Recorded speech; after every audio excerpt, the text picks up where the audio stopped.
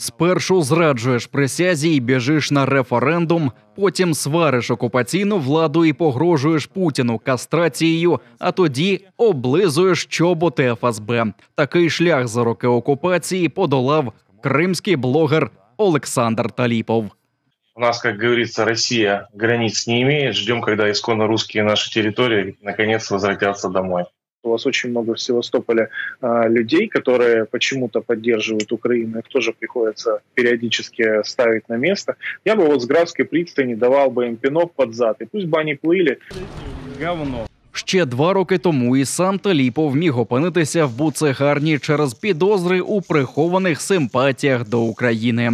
Тоді, навесні 2021 року, він був маргіналом, який намагається стрибати з претензіями на окупаційну владу Криму на чолі з Сергієм Аксьоновим. Місцеві пропагандисти навіть пригадали, як у переддень так званої «руської весни» тоді український прикордонник Олександр Таліпов запропонував каструвати російського президента Владіміра Путіна. Таліпова обливали зеленкою, роздавали копняків, а двері його будинку завішували плакатами про скандал з домаганнями блогера до 2 жінок у мережі. Одна з них – Олена Бобкіна, яка мала необережність звернутися до Таліпова по юридичну допомогу.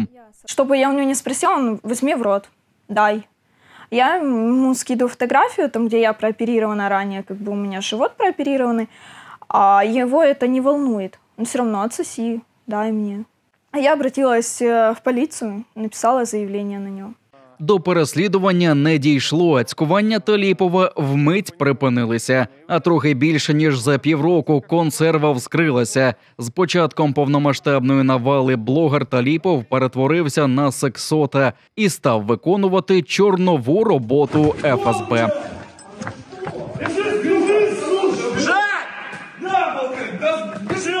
Таліпов створив кілька телеграм-каналів під назвою «СМЕРШ», а також мережу інформаторів, які повідомляють про будь-які прояви українства – пісні, мова, засудження війни тощо. Блогер, який за півроку до Великої війни ходив Феодосією озираючись, тепер став кумиром фанатів «Русского міра» та допоміг ФСБ організувати наймасованіші системні репресії та зачистку будь-яких проукраїнських проявів. Разговаривая с сотрудниками, мы приходим к мнению тому, что таких лиц за повторные, во-первых, они все становятся на учет, они все теперь под контролем, все выявлены, они все имеют определенные ограничения, связанные там с финансовыми операциями, связанные с, допустим, приемом на определенные работы, с получением допуска. Правозахисник Ескендер Барієв пригадує Олександра Таліпова до окупації, коли блогер намагався стати активістом і реалізуватися як політик, але з вторгненням росіян показав істинне обличчя.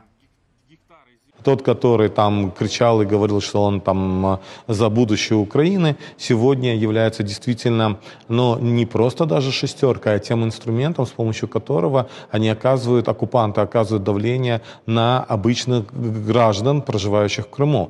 Недоносами єдиними живе Таліпов. Він ще й постійний постачальник буханок російським військовим, здебільшого на фронти Херсонщини. Стукач під українськими санкціями, а прокуратура Криму підозрює його і в колаборації з ворогом, і в розпалюванні міжнаціональної ворожнечі за ксенофобські випади щодо Кремли. Я думаю, там будет целый букет статей. Они все у нас на счету, и, соответственно, в отношении них мы будем инициировать, чтобы компетентные органы Украины проводили, не только открывали уголовные производства, но и довели эти производства уголовные до ума. Крім українського правосуддя, є ще й невидима рука справедливості, яка час від часу хапає зрадників і колаборантів на окупованих територіях. У липні під вікнами квартири Олександра Таліпова, можливо, був попереджувальний вибух мотоциклу, про що він з напруженим обличчям бідкався пропагандистам. Тож до вироку українського суду ще треба дожити.